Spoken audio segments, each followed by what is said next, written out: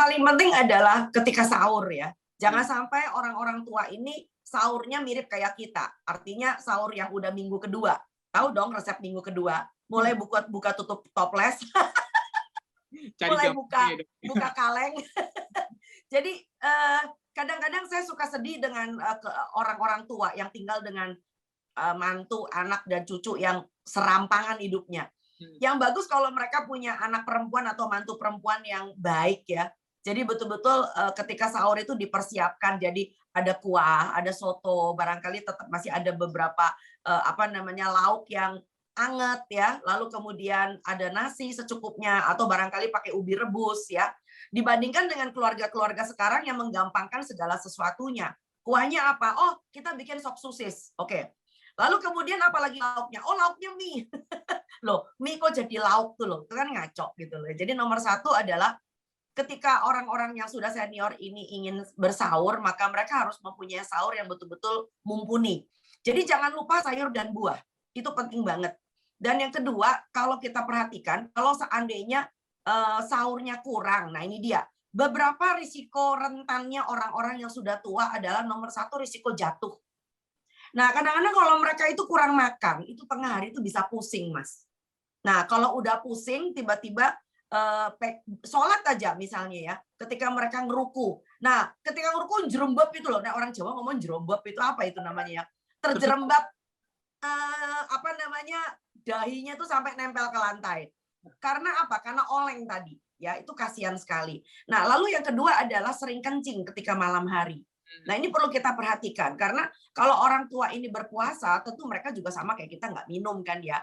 Nah, minumnya itu setelah berbuka. Nah, ketika berbuka sampai tarawih dan akhirnya menjelang tidur malam, itu waktunya pendek ya. Dan mereka kan mengejar ya supaya seandainya nggak dehidrasi toh. Nah, sedangkan ini dia. Ada orang yang terutama yang pria ya, yang para senior yang pria, itu barangkali sudah mempunyai masalah dengan kelenjar prostat. Nah, kelenjar prostat itu adalah kelenjar yang ada di kiri kanan saluran kemih, yang kadang-kadang kalau udah di atas usia 55 ke atas itu mulai membesar. Sehingga kadang-kadang ketika mereka pergi pipis, itu kencingnya nggak lampias, selalu masih ada sisa. Nah, kerap kali bagi orang-orang tua yang cowok terutama ini, kalau malam tidurnya nggak cukup karena bolak-balik kencing, ditambah dia punya masalah dengan prostat, maka tidak heran besoknya tensinya bisa naik loh, Mas.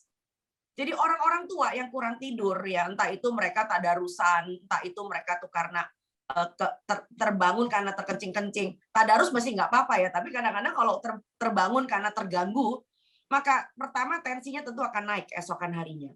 Dan yang kedua, bagi orang yang sudah penyandang diabetes, kadar gulanya juga bisa naik. Ya, karena ada stres dalam tubuhnya ya. Jadi ini yang paling penting. Nah, yang lebih menarik lagi adalah masalah sensori, Mas. Nah, ini biasanya bagi ibu-ibu yang sudah senior masih masak di dapur. Nah, ini dia. Karena mereka biasanya kan nyicip ya.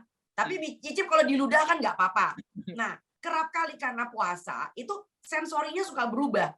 Jadi makanannya bisa keasinan, keaseman, atau kegurihan, atau kemanisan. Nah, ini menarik nih. Jadi kalau Anda tinggal dengan orang tua, udah usianya 70-an, itu kerap kali jangan marah-marah kalau seandainya ibunya tiba-tiba masaknya rasanya aneh. Ya. Karena orang tua itu memang punya kendala di bidang itu. Nah, yang lebih penting lagi adalah kalau seandainya kita tinggal dengan orang tua yang sebetulnya kangen dengan anak cucunya yang ada di kota lain.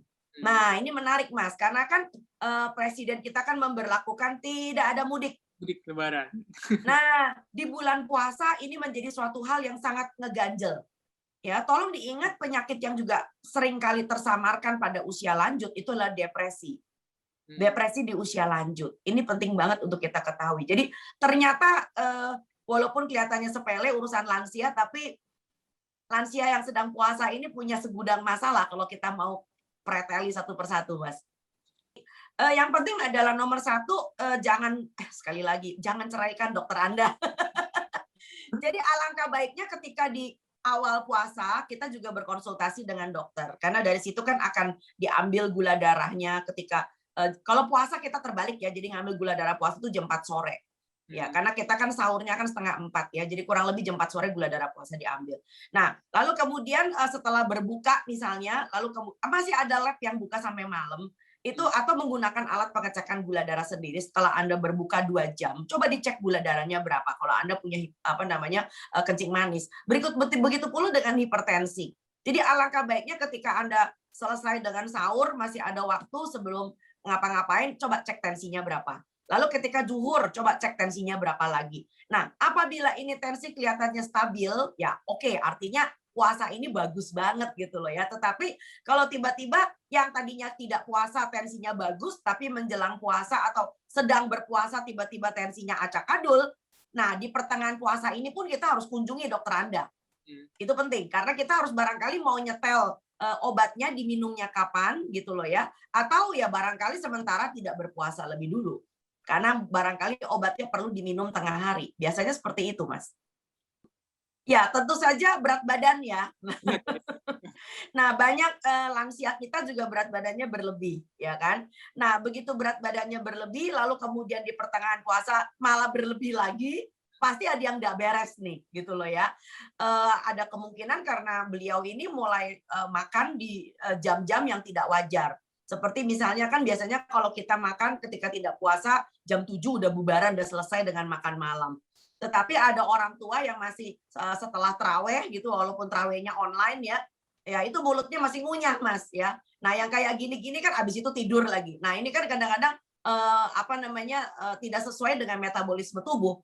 Jadi alih-alih orang berpuasa lalu kemudian badannya langsing dan menjadi bugar, sementara ada beberapa orang tua kita yang malah di pertengahan puasa tumbang, Mas. Nah, itu yang tidak boleh terjadi. Apalagi sekali lagi, hati-hati, mereka tuh berbagi resep di media sosial. Itu dia. Terima kasih sudah nonton.